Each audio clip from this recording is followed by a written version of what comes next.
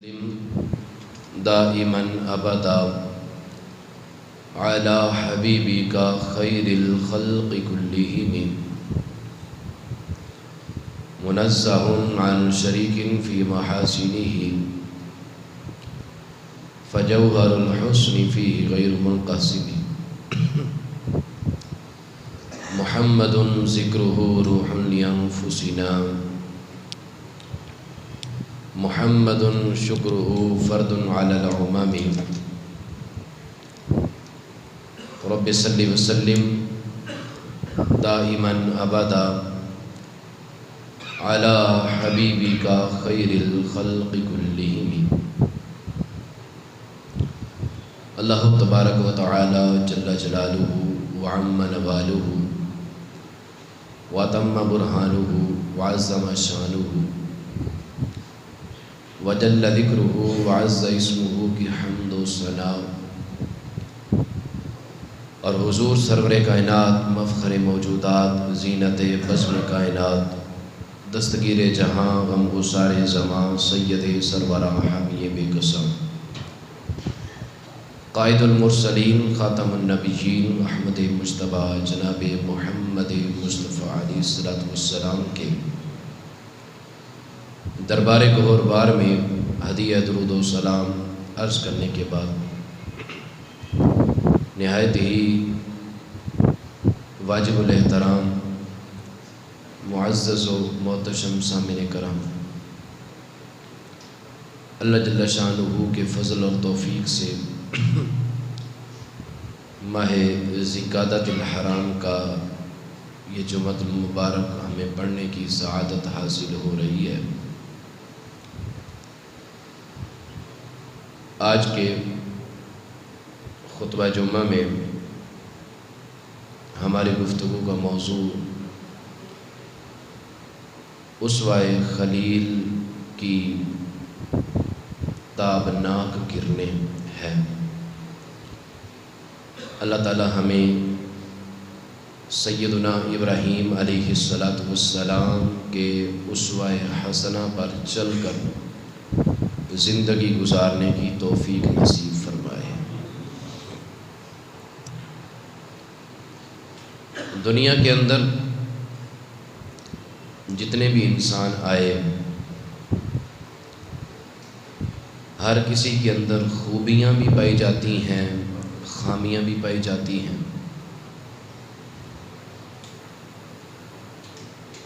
خوبیاں اللہ تبارک و تعالی بندے کو عطا فرماتا ہے، جبکہ خامیاں انسان خود اپنے اندر پیدا کرتا ہے۔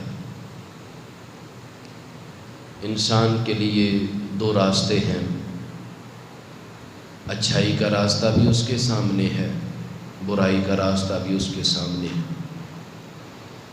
اب انسان کو اللہ نے عقل بھی عطا فرمائی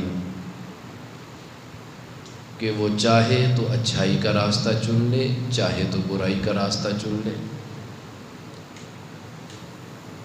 کوئی علم کے اندر ماہر ہے تو کوئی جہالت کے اندر ماہر ہے، کوئی ظاہری حسن سے لبریز ہے تو کوئی باطنی حسن سے مالا مال ہے۔ لیکن خامیاں اور خوبیاں جب کہ ہر ایک کے اندر پائی جاتی ہیں تو ہمارا مزاج افسوس کے ساتھ ایسا ہے کہ ہم صرف اپنی خوبیاں ڈھونڈتے ہیں، دوسروں کی خامیاں ڈھونڈتے ہیں، جبکہ ہمارا مزاج اس کے برعکس ہونا چاہیے۔ انسان کو اپنی خامیاں ہمیشہ یاد رکھنی چاہیے اور دوسروں کی خوبیاں ہمیشہ تلاش کرنی چاہیے۔ لیکن یہ تو عام انسانوں کی بات ہے، کائنات کے اندر اللہ جل شانہ نے ایسے انسان بھی پیدا فرمائے کہ جن کے اندر خامیوں کا سوچا بھی نہیں جا سکتا، وہ ہستیاں ہیں کہ رب نے جن کو کمالات ہی کمالات اور خوبیاں ہی خوبیاں عطا فرمائی ہیں، اور وہ ہستیاں اللہ کے پیارے بندے، اللہ کے معصوم بندے، انبیاء کرام علیہم الصلاۃ والسلام کی ہستیاں ہیں۔ وہ سارے کے سارے اس مرتبے پر قائم ہیں کہ اللہ نے انہیں کبیرہ تو کبیرہ صغیرہ گناہوں سے بھی ہمیشہ کے لیے معصوم و معمون فرما لیا، اور پھر ان ہستیوں کے اندر بھی اللہ نے مرتبے بنائے۔ تلک الرسل فضلنا بعضهم علی بعض، یعنی بعض رسولوں کو بعض پر فضیلت عطا فرمائی۔ تو ان ہستیوں میں سے سب سے بلند پایا اور سب سے زیادہ عزتوں والی شخصیت وہ ہم سب کے آقا و مولا حضرت محمد مصطفیٰ صلی اللہ علیہ وآلہ وسلم کی ذات مقدسہ ہے کہ اللہ نے جتنے کمال اور نبیوں کو عطا فرمائے وہ سارے کے سارے سید المرسلین سید عالم علیہ الصلوۃ والسلام کو عطا فرما دیے، اور پھر حضور علیہ الصلوۃ والسلام کو وہ کمالات نصیب ہوئے کہ جو اور کسی کے حصے میں نہ آئے۔ یعنی دو باتیں ہیں، ایک تو یہ ہے کہ جو دوسرے نبیوں کو کمالات ملے وہ سارے کے سارے مجموعی طور پر سید عالم صلی اللہ علیہ وآلہ وسلم کو عطا فرمائے گئے، اور اس کے بعد ایک اور شان اللہ نے اپنے نبی کو یہ عطا فرمائی کہ اپنے نبی کو پھر وہ کمالات اور وہ خوبیاں عطا فرمائی کہ جن میں اور کسی کا بھی حصہ نہیں ہے۔ اللہ نے وہ صرف اپنے محبوب صلی اللہ علیہ وآلہ وسلم کو عطا فرما کر بے مثل اور بے مثال بنا دیا ہے۔ سید عالم صلی اللہ علیہ وآلہ وسلم کی ذات مقدسہ کے بعد روئے زمین پر سارے انسانوں سے افضل اور اعلیٰ جو شخصیت ہے وہ حضرت سیدنا ابراہیم خلیل اللہ علی نبینا وعلیہ الصلوۃ والسلام کی ذات مبارکہ ہے۔ اور ابراہیم علیہ الصلوۃ والسلام کے افضل ہونے کی کئی وجوہات ہیں۔ ایک وجہ تو یہ ہے کہ جتنے بھی رسول اور ان رسولوں کو جو کتابیں ملیں وہ سارے کے سارے سیدنا ابراہیم علیہ الصلوۃ والسلام کی اولاد میں سے ہیں، اور ایک وجہ یہ ہے کہ حضرت ابراہیم علیہ الصلوۃ والسلام کی اولاد میں سے ہمارے آقا صلی اللہ علیہ وآلہ وسلم بھی ہیں، یعنی حضور سید عالم صلی اللہ علیہ وآلہ وسلم یہ حضرت ابراہیم علیہ الصلوۃ والسلام کی اولاد میں سے ہیں۔ تو یہ بھی ایک وجہ ہے کہ اللہ نے سید عالم صلی اللہ علیہ وآلہ وسلم کے بعد سب سے بڑا مرتبہ اور سب سے بڑا مقام جو عطا فرمایا وہ سیدنا ابراہیم علیہ الصلوۃ والسلام کو ہی عطا فرمایا ہے۔ ایک اور وجہ یہ بھی ہے کہ ساری شریعتوں کے اندر حضرت ابراہیم علیہ الصلوۃ والسلام کی سنتوں کو رکھا، حتیٰ کہ شریعت محمدیہ کے اندر بھی حضرت ابراہیم علیہ الصلوۃ والسلام کی کئی سنتیں رائج ہیں، ختنہ کرنا، مونچھیں کاٹنا، اور اس کے علاوہ قربانی کرنا، کتنی کثیر سنتیں ہیں جو حضرت سیدنا ابراہیم علیہ الصلوۃ والسلام کی وجہ سے ہمارے اندر آج بھی جگمگا رہی ہیں۔ تو یہ بھی ایک ان کی فضیلت ہے اور یہ ان کا ایک مرتبہ ہے۔ حضرت ابراہیم علیہ الصلوۃ والسلام جس وقت رسول اللہ صلی اللہ علیہ وآلہ وسلم کا زمانہ تھا اور اللہ نے ابراہیم علیہ الصلوۃ والسلام کو ایسی شخصیت بنایا کہ ہر مذہب اور ہر مسلک کا اس کے دل میں ابراہیم علیہ الصلوۃ والسلام کی محبت ضرور ہوتی ہے۔ اب جس وقت رسول اللہ صلی اللہ علیہ وآلہ وسلم کا زمانہ تھا تو اس وقت یہودی کہتے تھے ابراہیم ہمارے ہیں، عیسائی کہتے تھے ابراہیم علیہ السلام ہمارے ہیں، مسلمان کہتے تھے ابراہیم علیہ السلام ہمارے ہیں۔ اب ہر کوئی کہہ رہا تھا ابراہیم ہمارے ہیں، لیکن ابراہیم علیہ السلام ان کے تھے جن کے بارے میں میرا رب فرما رہا تھا کہ میرا ابراہیم ان کے ہیں۔ اور وہ کون ہستیاں ہیں؟ میرے آقا صلی اللہ علیہ وآلہ وسلم کے بارے میں قرآن مجید برہان رشید کے اندر رب کائنات نے اعلان فرما دیا، فرمایا کہ ابراہیم یہ جو ان کے دور میں ان کی پیروی کرتے تھے یہ ابراہیم ان کے ہیں اور ان کے بعد میرے محبوب کے ہیں۔ محبوب صلی اللہ تعالیٰ علیہ وآلہ وسلم ابراہیم ان کے ہیں، اور پھر جو ان کی چوکھٹ پر آ جائے، جو ان کے در پر آ جائے، جو ان کی غلامی کا پٹا اپنے گلے میں ڈال لے، پھر میرے ابراہیم ان کے بھی ہو جاتے ہیں۔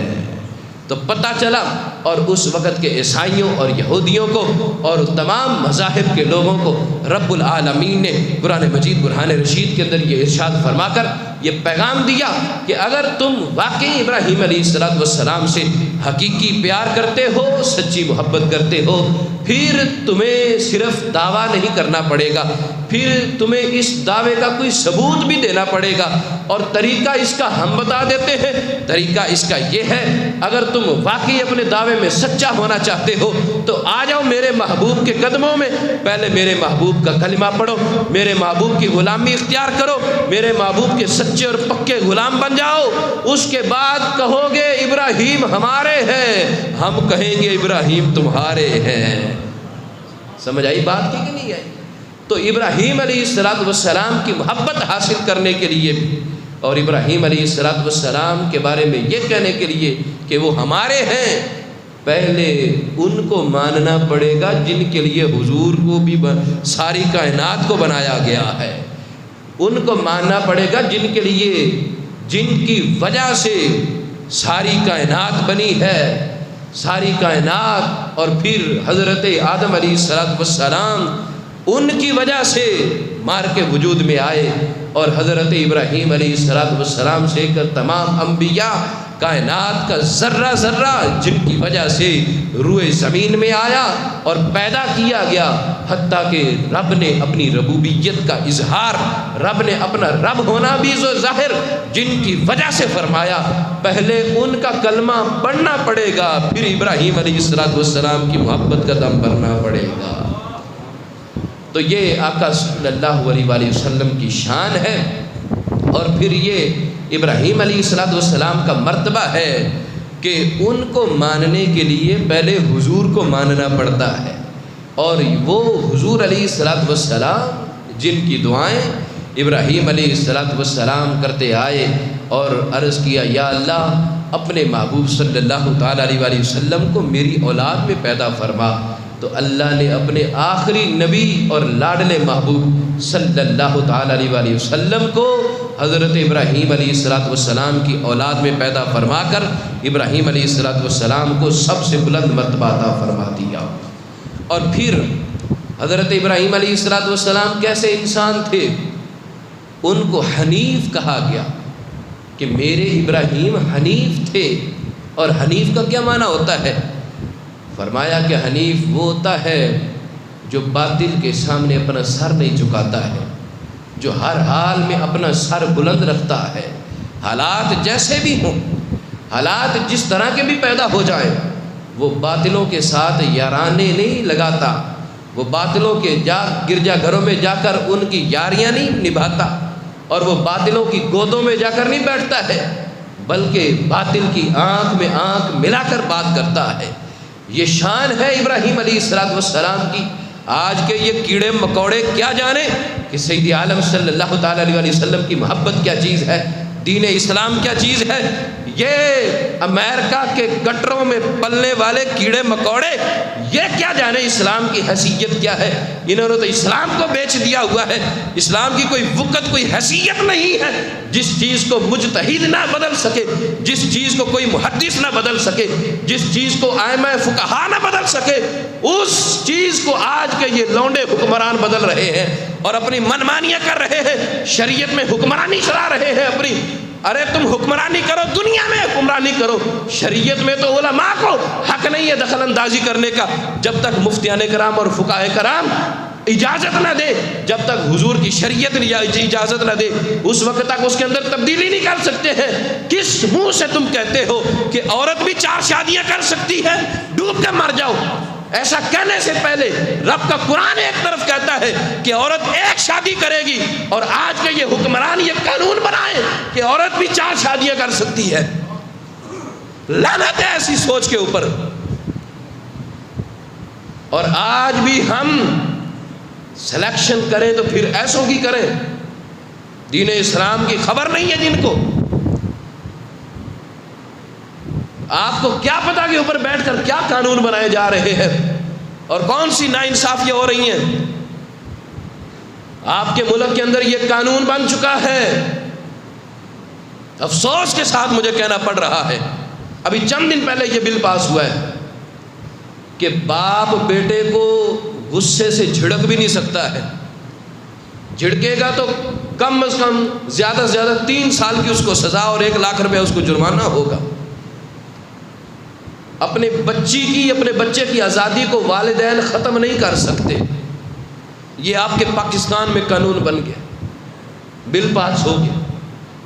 یہ کیا ہے؟ پوچھے تو صحیح، جو یورپ میں رہ رہے ہیں مسلمان،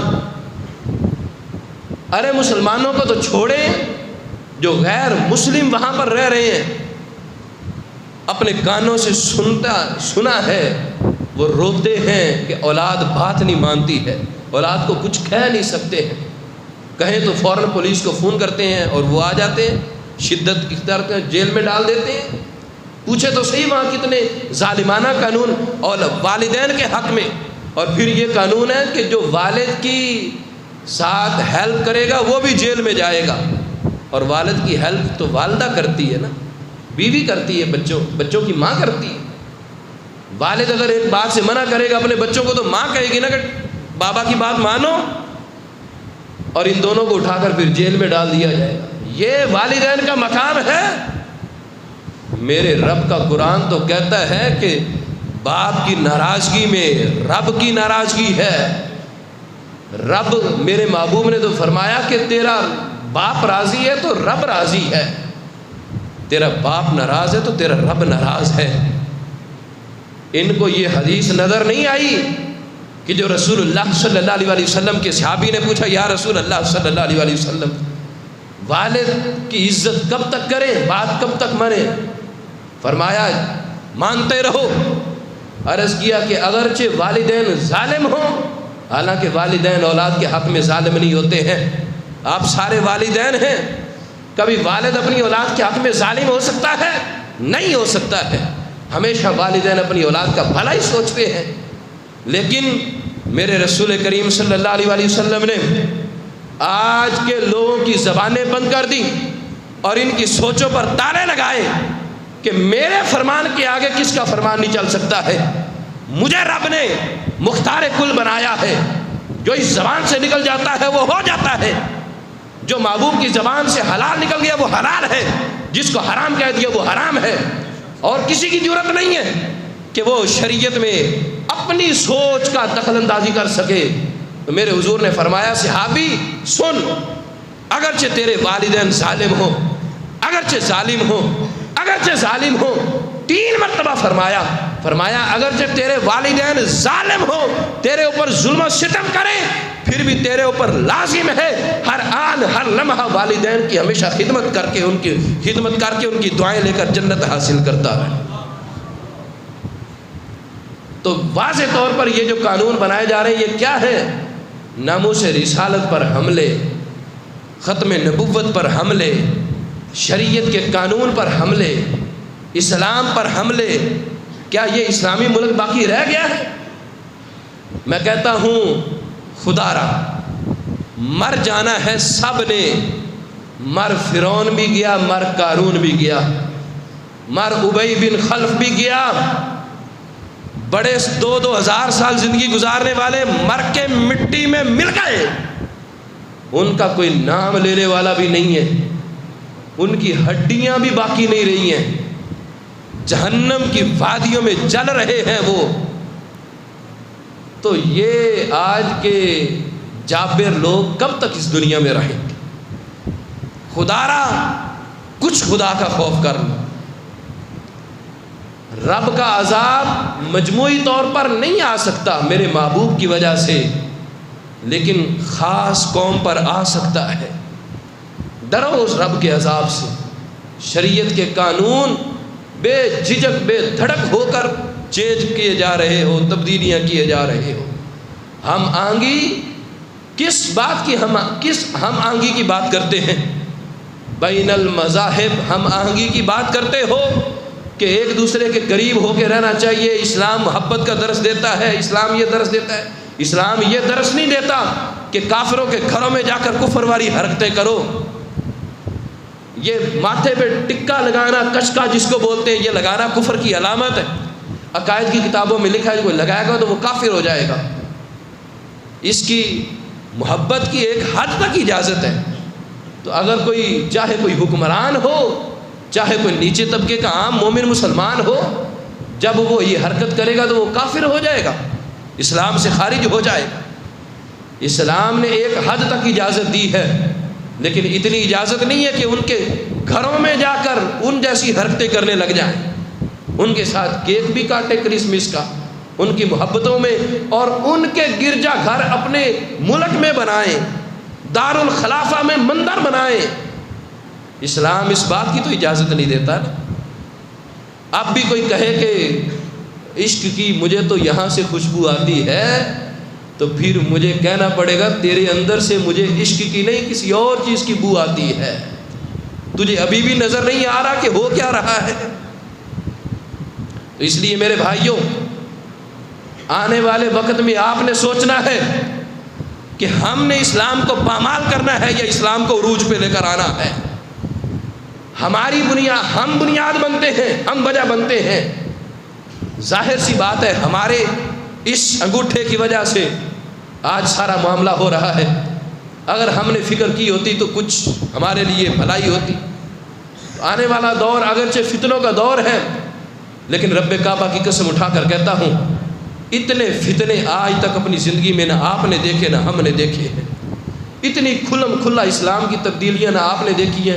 یار یہ قانون کبھی بن سکتا ہے؟ مجھے یہ بتائیں کہ ایک عورت ایک سے زیادہ شادیاں کر سکتی ہے؟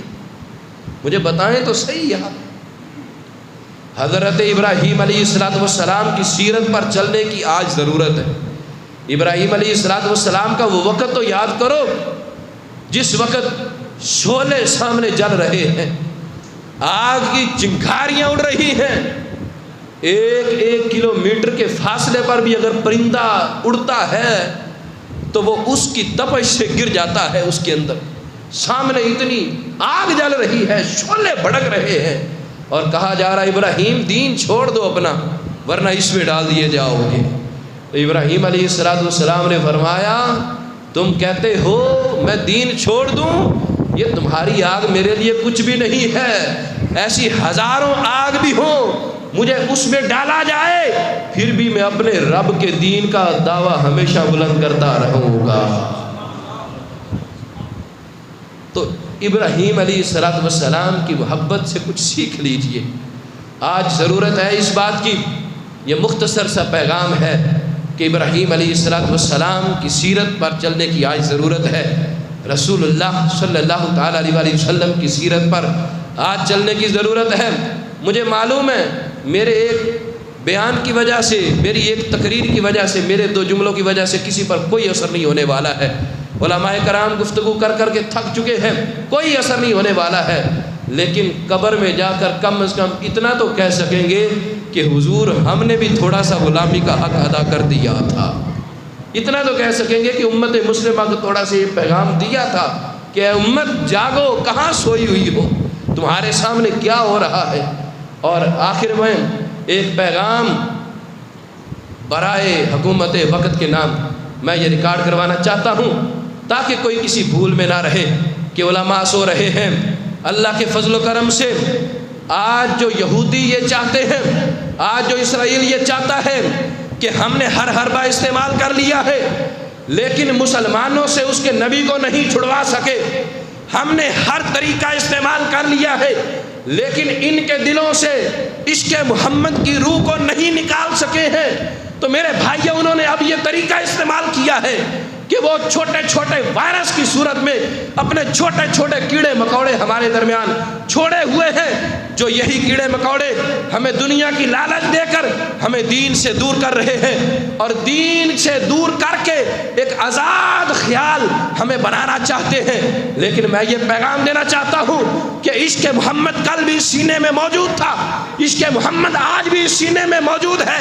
تمہاری تلواریں ختم ہو سکتی ہیں، تمہاری گولیاں، تمہارے حربے، تمہارے پلان ختم ہو سکتے ہیں، محمد کے نام لیوا کبھی ختم نہیں ہو سکتے ہیں۔ ہم ہمیشہ حضور کے نام پر دین اسلام کا علم بلند کرتے رہے ہیں، اور رب کعبہ کی قسم اٹھا کر کہتے ہیں زندگی تو آنے جانے والی ہے، کس نے سدا اس دنیا میں بیٹھا رہنا ہے؟ اگر کوئی 20-40 سال گزار گیا تو کوئی 60 سال گزار گیا، جانا تو سب نے ہے، لیکن جب تک جان میں جان ہے حضور کے دین کا نعرہ لگاتے رہیں گے۔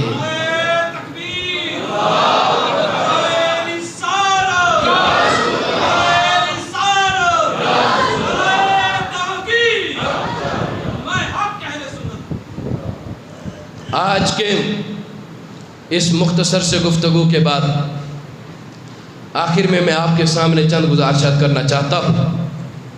برطانیہ اور دیگر یورپی ممالک میں رہنے والے اکثر مسلم والدین، بلکہ غیر مسلم والدین بھی اس حوالے سے بہت پریشان ہیں کہ وہ اپنی اولاد کو برے ماحول سے محفوظ نہیں رکھ سکتے، نہ تو اپنے بچوں کو ان کی مرضی کے خلاف برے لوگوں کے ساتھ میل جیل سے روک سکتے ہیں اور نہ ہی ڈانٹ ڈپٹ کر سکتے ہیں۔ اگر وہ کریں تو انہیں جیل میں بھیج دیا جاتا ہے۔ گزشتہ دنوں سینٹ آف پاکستان نے دارالحکومت اسلام آباد کے لیے گھریلو تشدد سے متعلق ایک بل پاس کیا۔ اس کے بارے میں یہ اندیشہ اور خدشہ ظاہر کیا جا رہا ہے کہ اس کے نتیجے میں بھی گھروں کے اندر ایسا ماحول بنے گا اور پروان چڑھے گا جو کہ برطانیہ اور یورپی ممالک کے اندر آج موجود ہے۔ سوچنے کی بات یہ ہے کہ یہ نیا قانون بنانے کی ضرورت تو تب پیش آتی ہے جب پہلے سے کوئی مؤثر قانون موجود نہ ہو۔ ہمارے پاس قرآن و سنت کی صورت میں ایک تفصیلی قانون موجود ہے، ہر لحاظ سے ہمارا اسلام ہماری رہنمائی کر رہا ہے، جو ہر ایک کو اس کے جائز حقوق بھی فراہم کرتا ہے، اور اس پر عمل ہمارے ایمان کا تقاضا بھی ہے۔